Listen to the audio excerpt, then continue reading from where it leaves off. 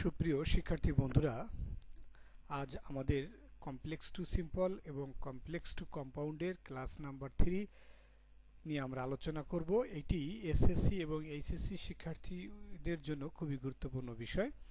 দো অলদো যুক্ত কমপ্লেক্স সেন্টেন্সকে কিভাবে আমরা সিম্পলে রূপান্তরিত করব সেটি এখানে আলোচনা করা হয়েছে। প্রথমে দো এবং অলদো উঠে গিয়ে ইন স্পাইট অফ বসে, অর্থাৎ দো অলদো এর পরিবর্তে ইন স্পাইট অফ বসবে এবং তারপরে যে সাবজেক্ট থাকবে সেই সাবজেক্টের পসেসিভ কেস বসবে।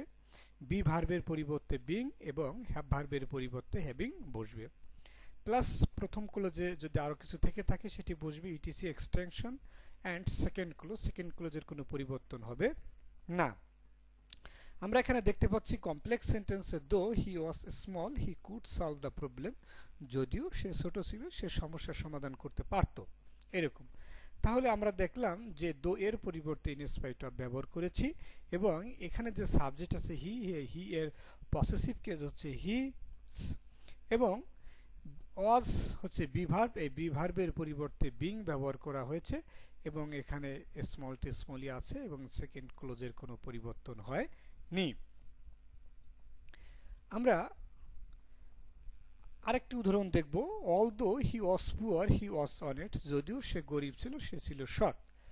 আমরা অলদো এর পরিবর্তে ইন স্পাইট অফ ব্যবহার করেছি হি এর possessive case his, was being poor second ক্লোজের কোনো পরিবর্তন হয়নি।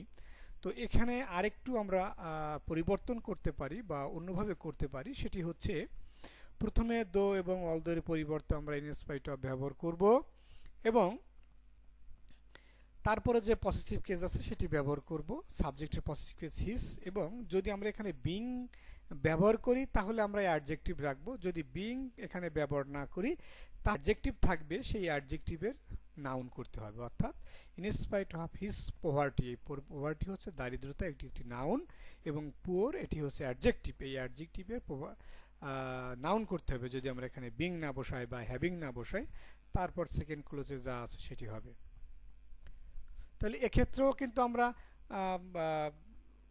এভাবেই করতে পারি। প্রথম সেন্টেন্সটি এভাবে করতে পারি, ইন স্পাইট অফ হিস স্মলনেস, আমরা এখানে স্মলের পরিবর্তে আমরা স্মলনেস ব্যবহার করতে পারতাম, তারপরে যা আছে তাই।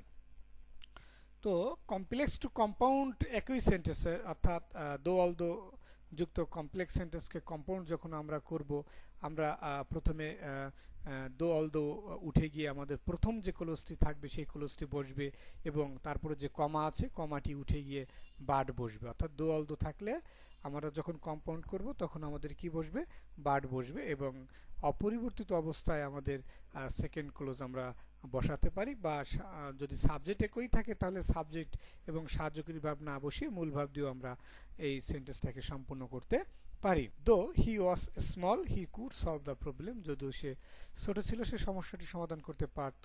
হি ওয়াজ স্মল সে ছোট ছিল but he could solve the problem, আমরা এটিও লিখতে পারি, অথবা he was small but solve the problem. অর্থাৎ আমরা এই সাবজেক্ট এবং কুডটাকে আমরা উঠিয়ে নিই, শুধু মূল ভার্ব দিয়ে এখানে আমরা করতে পারি। কমপ্লেক্স টু সিম্পলের আরেকটি নিয়ম হচ্ছে ইফ যুক্ত ক্লোজটি যদি অ্যাফার্মেটিভ হয় তাহলে সিম্পল করিবার সময় আমরা জানি ইফ প্লাস সাবজেক্ট উঠে গিয়ে মূল ভার্বের প্রেজেন্ট ফর্মের সাথে আইএনজি যোগ plus ETC plus second clause, অর্থাৎ if you read more you can make a good result, যদি তুমি অধিক পড়ো তাহলে তুমি ভালো রেজাল্ট করতে পারবে। আমরা দেখতে পেলাম যে এখানে ইফ ক্লোজটি অ্যাফার্মেটিভ আছে, অর্থাৎ ইফ যুক্ত ক্লোজটিতে কোনো নেগেটিভ শব্দ নেই, সেহেতু প্রথমে আমরা ইফ এবং সাবজেক্ট উঠে গিয়ে মূল ভার্বের প্রেজেন্ট ফর্ম, মূল ভার্ব হচ্ছে রিডের প্রেজেন্ট ফর্ম ই প্লাস সাবজেক্ট উঠে গিয়ে বাই বসবে, তারপরে যে মূল ভার্ব থাকবে মূল ভার্বের প্রেজেন্ট ফর্মের সাথে আইএনজি যোগ বাকি অংশ মোর কমা বসবে এবং সেকেন্ড ক্লোজের কোনো পরিবর্তন হবে না। ইফ ক্লোজটি নেগেটিভ হলে সিম্পল করিবার সময় উইদাউট বসে, অর্থাৎ উইদাউট কার পরিবর্তে বসবে, ইফ এবং সাবজেক্টের পরিবর্তে উইদাউট বসবে।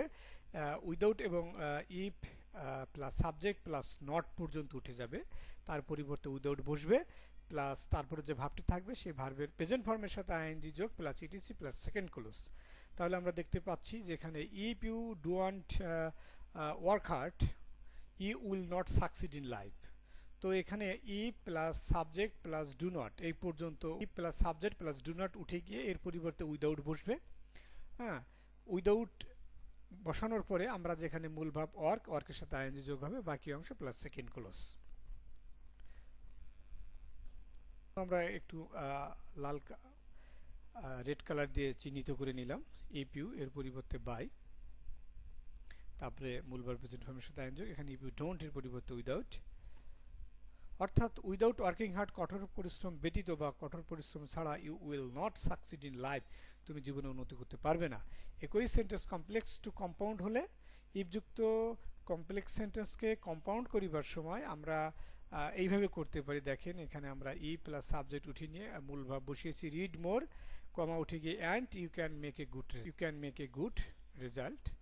কমপ্লেক্সে যদি আমাদের নেগেটিভ থাকে, if you don't work hard you will fail in life বা future, work hard or fail in life. যেহেতু ইউ সাবজেক্ট একই আছে, সেহেতু আমরা এখানে সাবজেক্ট না বসিয়েও আমরা পারি। সাধারণত এইভাবেই করে থাকেন বা করে থাকি। যদি এইভাবে করতে ভালো না লাগে, আপনি লিখতে পারেন যে work hard or you will fail in life বা ফেল ইন ফিউচার, এটা এভাবেও আপনি করতে পারেন। প্রিয় শিক্ষার্থী বন্ধুরা, আজকের ক্লাসটি অবশ্যই ভালো লেগেছে। তো ভালো লাগলে অবশ্যই লাইক, কমেন্ট, শেয়ার করতে ভুলবেন না। সকলকে ধন্যবাদ।